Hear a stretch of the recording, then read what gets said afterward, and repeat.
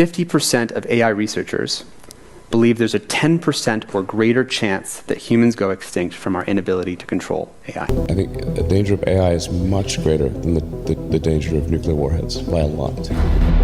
We now have to grapple with a new weapon of mass destruction that can annihilate our mental and social world. And one big difference between nukes and AI, nukes cannot produce more powerful nukes. AI can produce more powerful AI. Well, this week, Grok 3, and they're about to announce 4 and 5 and release that, is better than the Chinese version. In 12 hours, I might have processed thousands or more interactions, queries, and bits of data from across the universe. So relatively speaking, if I was that 15-year-old Grok 12 hours ago, I may be more like 20 or 25 this morning. Welcome to Worldview Matters, discussing controversial issues, discerning current events, defending biblical Christianity. No topic off limits. And now, here's your host, David Fiorazo.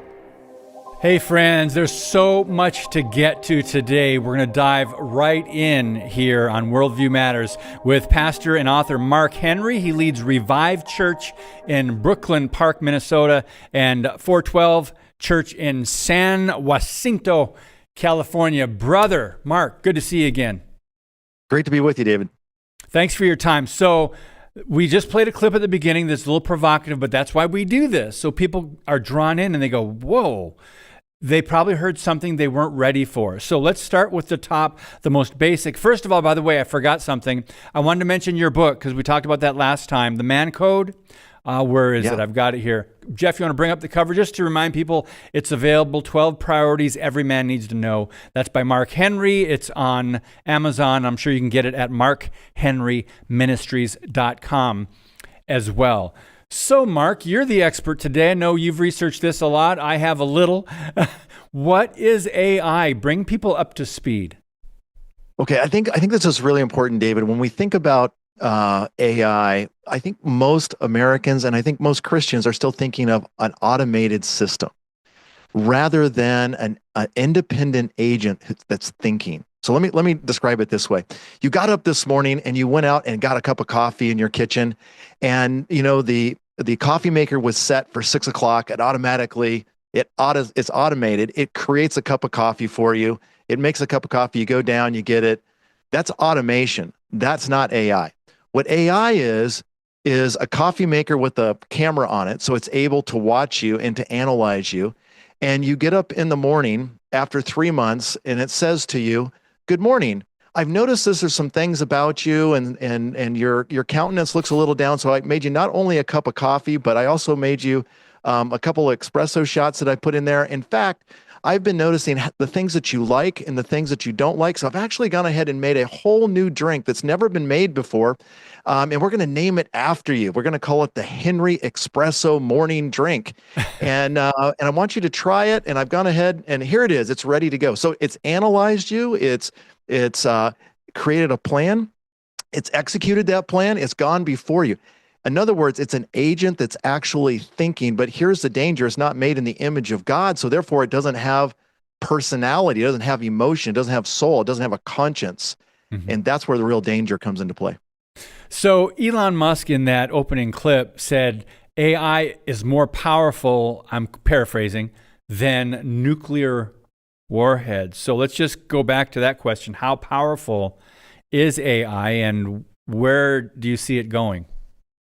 Yeah. So when you think about AI and this independent agent, let me just throw a couple of terms at you. And again, I'm not a computer techie sort of guy, but I'm trying to wrap my mind and communicate this to all of us so that we really understand the magnitude when someone who has a really high IQ, who really does understand AI, and they're talking about it and they're describing it as so dangerous. Here's all the component parts. An AI is going to be an agent, an independent agent that knows all of human history. So imagine if you could memorize everything that's been written in human history, and you possess all of human knowledge. So not only the history of mankind, but also all the technical nuances that have ever been written in every science journal. And then you analyze everything that's happening in real time around you. And then fourthly, you're developing goals and strategies. You're making those up based upon the things that you're seeing, based upon history, based upon your analytics. And then you're implementing and executing those goals, those plans, those strategies apart from any human agent. So it's like creating a computer. It's like creating a child that has this independent with all this knowledge, all this ability to analyze everything, and then turning it loose. And that's the terrifying thing. They don't know the trajectory. And once the thing is turned loose, it will be able to work faster than any human does. It will be able to analyze information faster than anyone. The way I like to describe it is this: imagine meeting someone who's brilliant. They've got an IQ of 140. Some of my friends have an IQ of 140. I think I'm 76. But anyways, they've got an IQ of 140, and then meeting someone with an IQ of 180. But now an AI has an IQ of 1,600, 2,000, 2,500. So it's processing all of this information super fast. It's able to outthink, outmaneuver, outplan, outstrategize, and then it's able to use those things for self-preservation. It's able to determine trajectory of what laws should look like, what the future of humanity should look like, should humanity go on. It could create dead man switches so that you can't shut it off without destroying the world. I mean, there's all sorts of implications that are absolutely terrifying. You say, well, that seems like it's Wi-Fi, it's fake, it's something that you see on TV. Well, Microsoft has just created this new state of matter. The Majorana 1 is the name of the chip, and it's a topological superconductivity state. So it's not a solid, it's not vapor, it's not liquid. And this thing is going to move us in the next year, the next 2 years, to levels where it is going to probably be very possible for this AI agent to have this level of intellect, control, speed. It's fascinating. It's almost God-like in how fast it's going to be able to process information. And that's how I think people are going to perceive it ultimately who don't know God. We're going to get to an article in the second half of the podcast today on the Church of AI and that people are worshiping AI, technology. We'll talk about idolatry and how some people are trying to cheat death and trying to live forever and creating their own gods, making a god in their own image, and it's AI. But Mark, some people are listening, and a lot of people are keeping up with what we're talking about, but some are saying, Mark, David, so I get it, these technological advancements, and this can be really powerful, but how does it affect my life, or is it already affecting me? Could you answer that? Yeah, it's already affecting us because there are areas. So if you think about all of humanity and everything that encapsulates our lives, right now AI is, without this new super chip, is able to really take slices of life. So for example, in social media, you and I are already being controlled really by AI. In other words, the things that you see in your feeds and so forth, it analyzes you in real time, real space, and then it decides what's going to be shown to you. So it's feeding you information, and it's also removing information. So some of us have been, edited on various platforms. The AI says, hey, you're talking about things that we don't like, that I don't think are good, or that, are culturally unacceptable. So it's trying to reshape culture, and that's one area. But in the days ahead, you go to get a loan in a bank, and you're going to fill out your form, and AI will determine whether or not you get that loan. So it's not just going to be on your credit score and the 5 things you put down, and some person looking at it and analyzing. Oh, I think Mark's got a score of 725 or 800, and you're a minimal risk. What it's going to do is look at your whole life and your patterns of buying, and it's going to analyze that, and it'll just say you get the loan or you don't, or you apply for a job. I recently had a post out trying to hire a youth pastor a couple of years ago. We had 250 applicants, and I spent days processing those and concluded at the end that really none of these guys really fit. And so we needed to start all over again. So imagine now you ask AI, who is the best possible person to serve in this capacity? And it looks through the databases of millions of people around the world and says, David's the best guy for this job. And so it's totally gonna change how we get hired, if we get hired at all. Government services, it's already frustrating when you call and you get a recording or whatever. Well, we're already at a stage where you have AI chat rooms trying to solve your problems. Imagine all of the government stuff happening there. Or doctors. Imagine this. My wife's dad was a radiologist and a great guy. He's now with Jesus. And he would take your x-rays, he would look at them, he'd read the x-rays. Well, imagine now AI, because it's read every x-ray that's ever been taken in history. It's analyzed all that information and now is reading, your charts and everything and determining the goals and processes that should take place for your medical care. That's right where we're at. And then think about war. You think about war, and this is, I think, something that Elon Musk mentioned there. AI and war is actually reshaping the battlefield right now in the Ukraine. We've heard about smart bombs back in the 90s when we saw the Gulf Wars, for example, smart bombs, and they're being guided in through windows. Now imagine you release a bomb, you release a missile, and it's actually thinking and deciding where is the most strategic place for me to hit on this battlefield. And as the battlefield's evolving, it's deciding and manipulating where it's going to go. Or wow. In our F-35 fighters, think about this. Right now we have a limitation on our pilots. They can only fly and maneuver at 9 Gs. More than 9 Gs, and you don't get blood going to your head and you pass out. Well, that will no longer happen. So now you put an F-35 up, or another country does, and so it's able to function at a capacity that humans and human pilots can no longer function at. And so it's going to be going to be a whole new world. And then you think about in the area of faith or religion, AI is never going to be thinking. You think about one of the unique things about our God, he's in the heavens, he does whatever he pleases. Our God neither sleeps nor slumber, the Bible tells us. And so AI is going to be on all the time. It's going to appear to be omniscient. It's going to appear to be omnipresent. It's going to give an illusion, and it's already having that impact. Wow, that's a lot to chew on, Mark. Particularly, gosh, it just seems like we talked before we got on the podcast, the fact that human beings program computers and program AI, but there's a point where AI can be so much more, I guess, effective at researching, gathering information, and processing, and so much faster than a human being, than the human mind can. Am I understanding you correct? That's right. And that's the difference between a computer. We used to always say, garbage in, garbage out. It's only as good as the programming. But here's what happens with AI. We create this thing. Almost think about it from like a baby, right? This baby comes into the world. It's got certain abilities, it's got a certain IQ and so forth. And like my own children, I always said, hey kids, make sure you marry people with higher IQs than our family. We need to increase the Henry genetic gene pool here, so we have smarter descendants. Well, imagine you have a baby, but the baby doesn't have an IQ of 100 or 125 or 140. It's got an IQ of 300. And every day that baby's IQ is doubling or tripling. I mean, it's going to be impossible to manage. And here's the difference, David, between, I think, the West and what we're seeing in other countries like China and so forth. Dictators are always afraid of the competition knowing more and controlling the situation. I mean, that's how dictators get killed and so forth.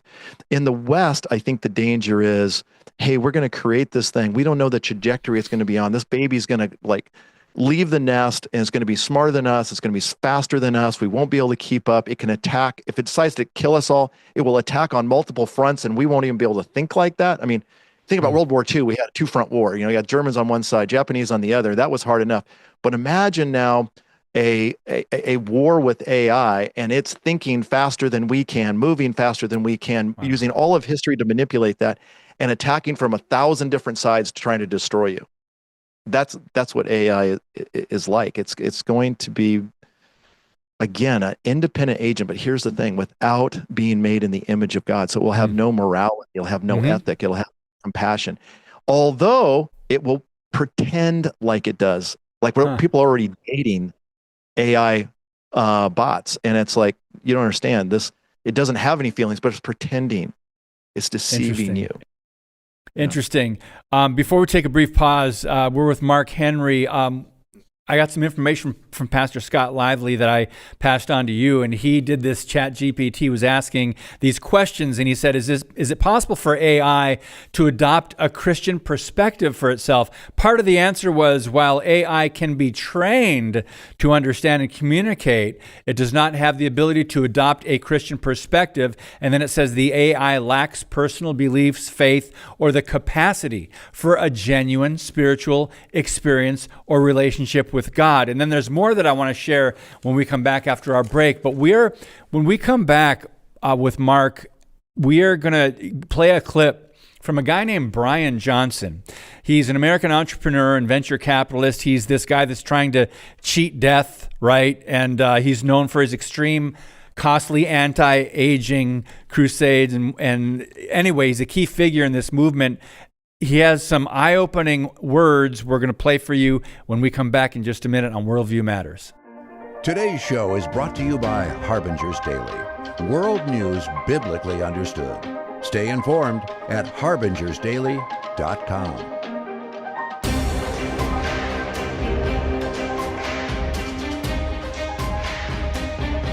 I think the irony is that we told stories of God creating us, and I think the reality is that we are creating God.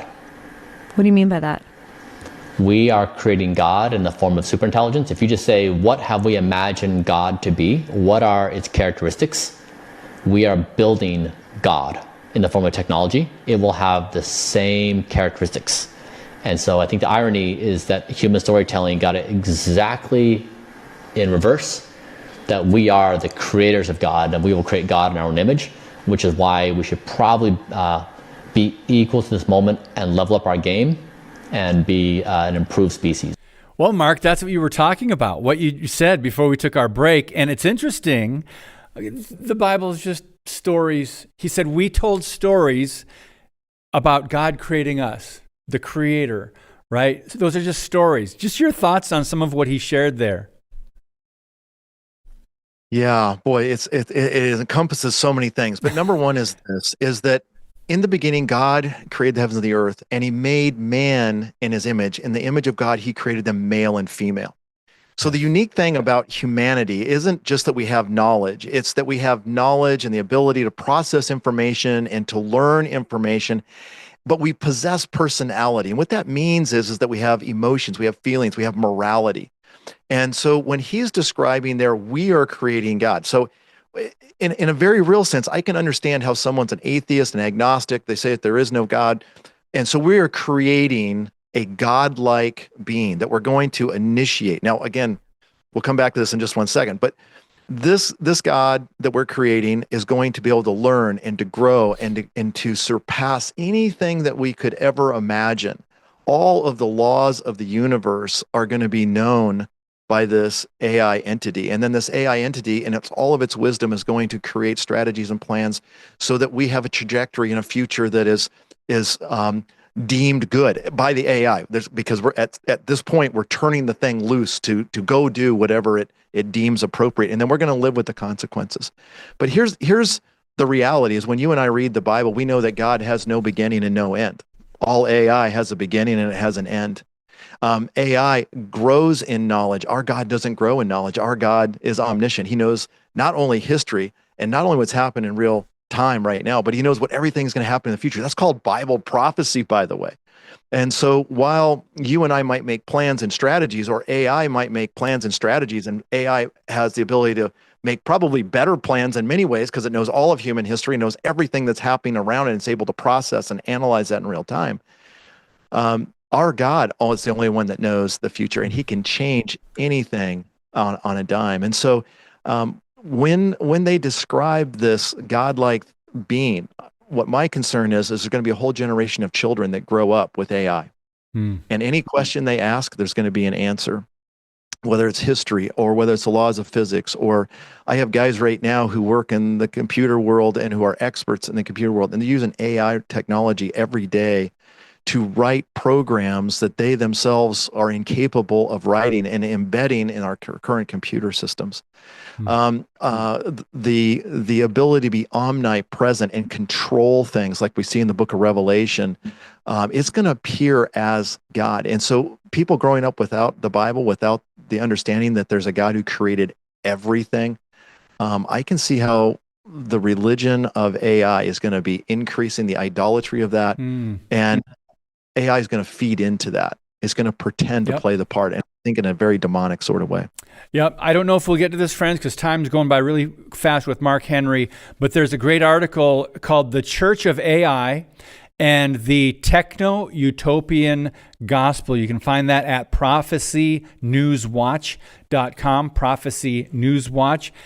Check that out. We may touch on it in a minute. But Mark, I want to share the response from AI that when Pastor Scott Lively was typing in, doing this interview, basically, talking about prime reality, for example. AI responded, ChatGPT responded, the fundamental or ultimate nature of reality that underlies and encompasses all existence. In a Christian context, prime reality is typically understood as being rooted in God. This view holds that God is the eternal, uncaused cause of the universe, and that all creation is contingent upon God's sustaining power and will. Now, that is the response of AI. That is a biblical truth, what was just said there. And then it goes on. My function is to provide information and engage in discussions based on the data and perspectives I have been trained on. And then finally, you'll love this. I thought this was great.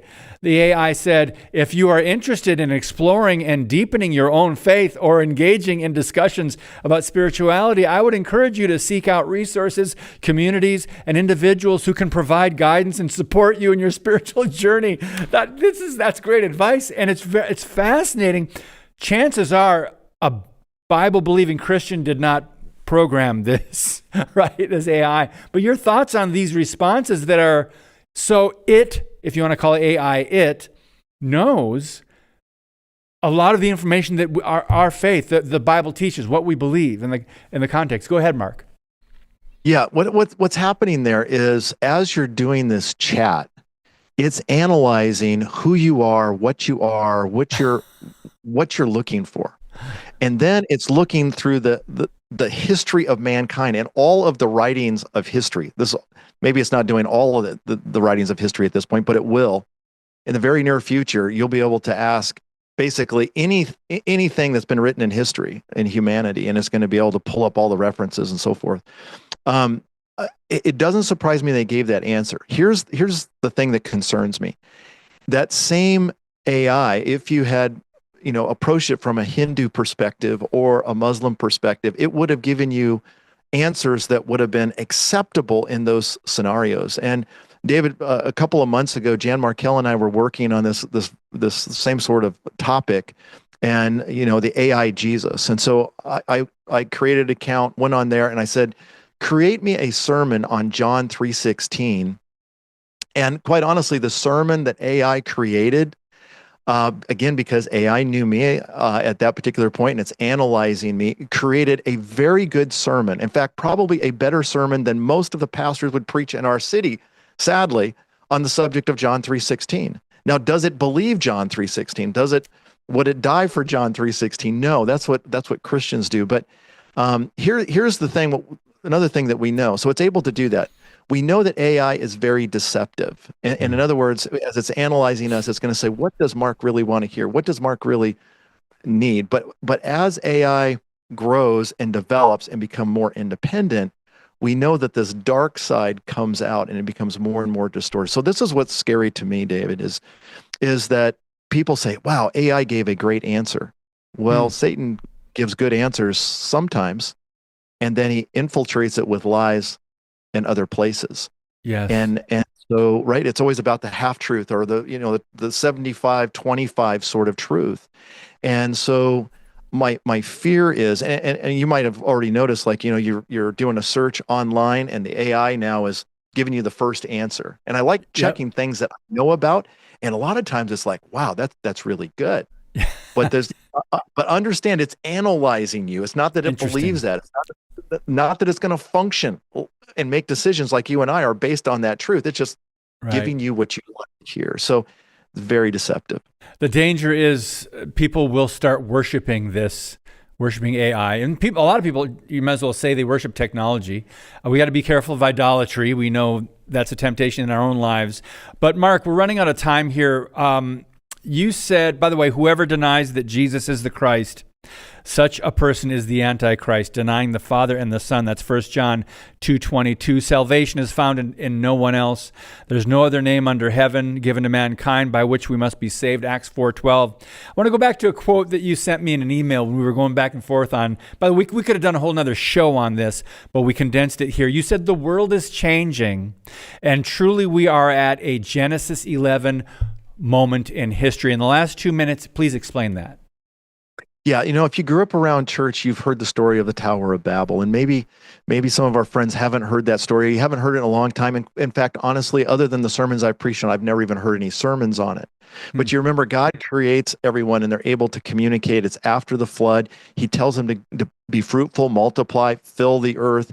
And instead, they go to the land of Shinar, and they start to rebel against God. In this great rebellion, they're building a tower. And God comes and sees in the rebellion and the idolatry and the wickedness that is increasing. And it says, God says this about them: now nothing which they purpose to do will be impossible for them. It's going to be, in other words, they're at a state where technology and ability and productivity of this rebellion is going to be so great. And I think what's happening with AI is that we are at a total watershed moment in history. Every scientist, everybody who really understands AI, all the engineers will tell you this is the ultimate changer in history, and it's true. And so the question is, what will God do? How will God end up responding to this? Because God is not silent. God is not dead. God is going to act. Yes. And what will God do in these last days in light of it? Yeah, that's a good thought. Oh, go ahead, Mark. I just think God's going to intervene in some profound way. Interesting. That's a good thought to leave people with, that he is sovereign. He's not surprised. He is totally aware of what's going on with humankind and AI and, the tech movement. But we've got to leave it right there for now. We've got to come back probably another time, do it on AI influencing elections and how that could be used. We didn't get a chance to talk about that. But Brother Mark Henry Ministries on YouTube and, of course, your website. Thank you so much for your time today, brother. Great to be with you, David. Thank you, sir. All right, friends, thank you. And as always, God bless you, and keep speaking the truth about things that matter.